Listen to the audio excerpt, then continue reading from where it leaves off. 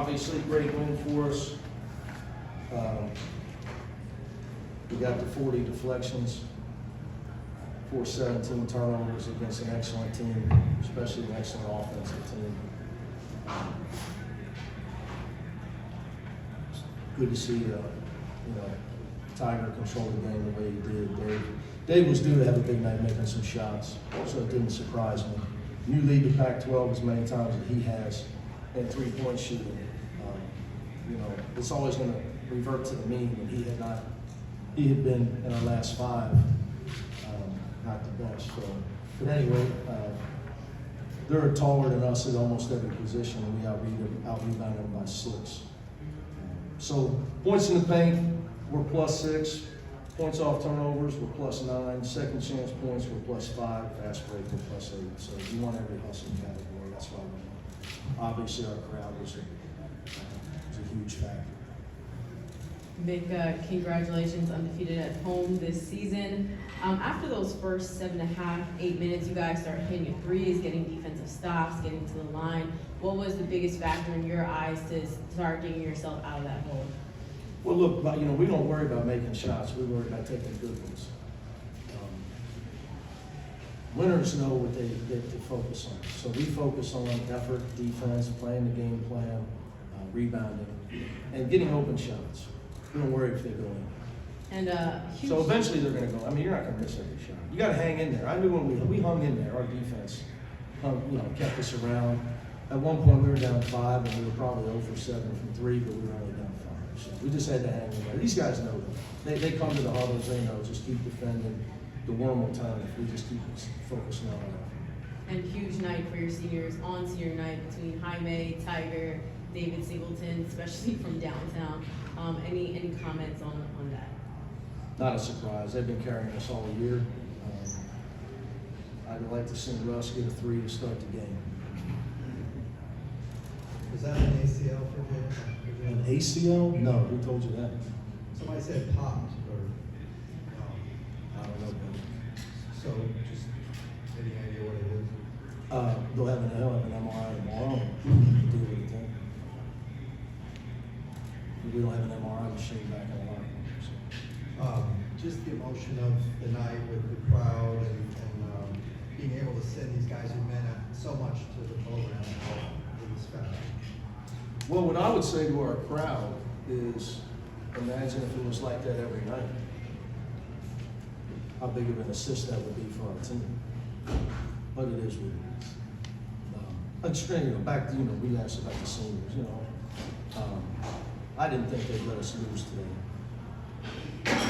Tough spot for, look, when you're coaching and you grab your schedule and you look at those last 4 games and you're trying to figure out, all right, whose senior day do I have to play at? Because that is a big disadvantage. It's hard to go win against a real team on senior day. It just is. Nick, I gotta ask you, has anybody ever lifted you off your feet like Mr. Hawkins? Yeah, that's not hard. Okay. No, my brother and I played at the same weight, but that's about all we got in common at this point. And just, I guess, the moment as fun as it is, I saw you kiss Mr. Hawkins on the That's cheek. my man. Just talk about the love there. He's a great guy. We had Dave's parents are awesome. Tiger's parents, our seniors are great.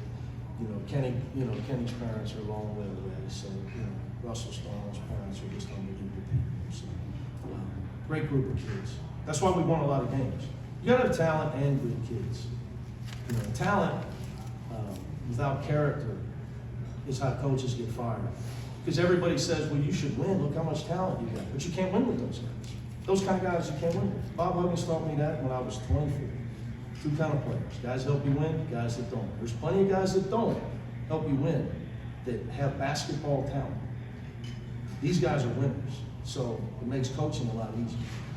I know you've spoken highly about Russell Stahl, but giving him the opportunity to start tonight. Yeah, we were supposed to hit a 3 to start the game. I got to see the tape.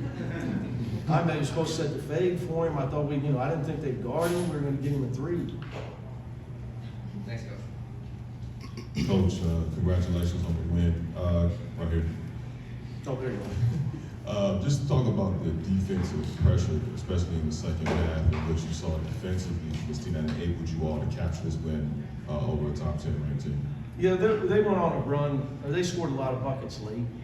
Yeah, I'm going to say 5 or 6 in the last 2 or 3 minutes. So I'm going to say we had them around 8 or 9 field goals over the first, to your point, maybe 16, 17 minutes in the second half. We had around 8 or 9 field goals. So our defense was much better.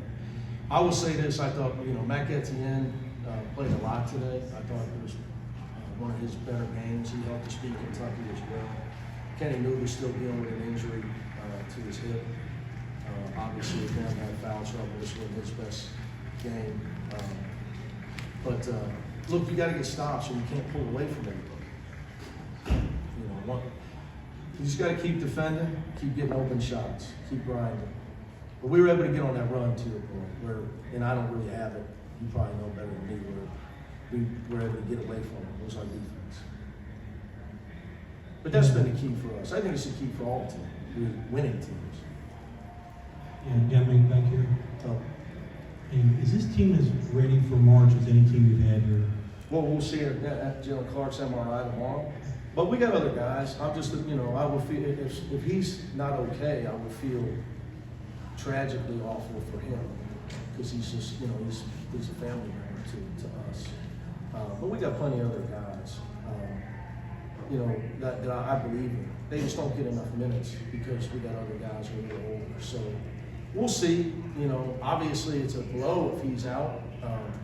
But I believe that Will McClendon can do a lot of the things that Jaylen Clark does. I still believe Dylan Andrews has got better games in him.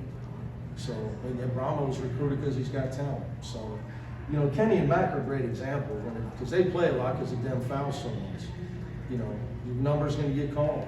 But I would say this, Bill, the recipe for success in March usually, aside from talent, is a great point guard and some senior leadership, like a guy like a Jaime. So, we got a chance. But as you know, that tournament's crazy. So it isn't March normal. So you guys are going to be a number 1 seed, right? You have to be. That's for you. I told you I threw you a layup, man. You I'm going to put it in the slam it in tomorrow. You got to slam it down. Yeah. Like I said the other night, Bill, I said, all I want is for my team to be treated fairly. So that's all you can say. But there's still, there's games left, right? We're all going to conference tournaments. So. Yeah, I agree with you. Yeah. I don't think he believes we should have them. It is what it is, right? It's a money grab. Quote Bill Platsky, not me.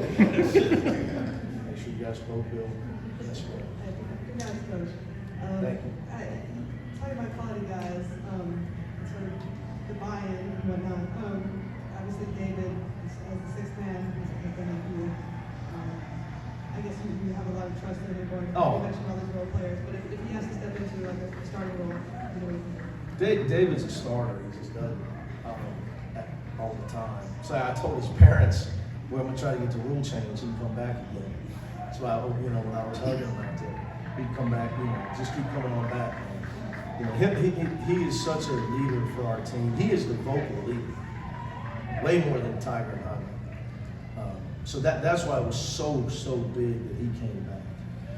Coaches, when you take a job, you got to get a few guys that are on your side.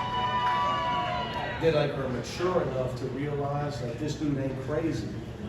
He's like David will tell you, I'm like his dad.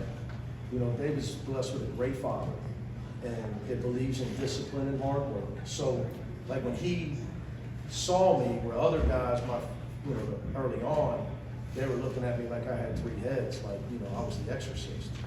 Dave, he got it from Jump Street because that's what he gets at home.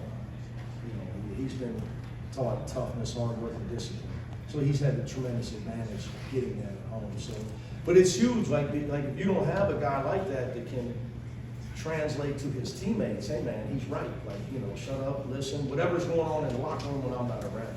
It's a big piece of tournament program. Because I wasn't going to bring anybody from Cincinnati. It just wasn't the right thing to do. And some guys wanted to come, begged me to come, but it just wasn't the right thing to do to my own mom. It just wasn't the right thing. We had guys here. So, but Dave he was like my guy, you know, him and Hyman, because I am docile compared to their father's intensity. You can ask. Hyman's really left.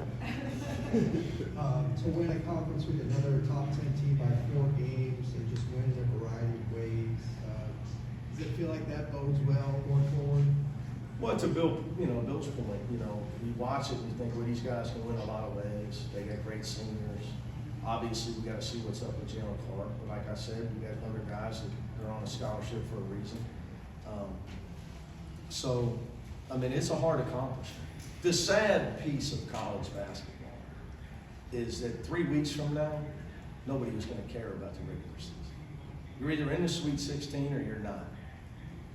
I mean, that's just how it is.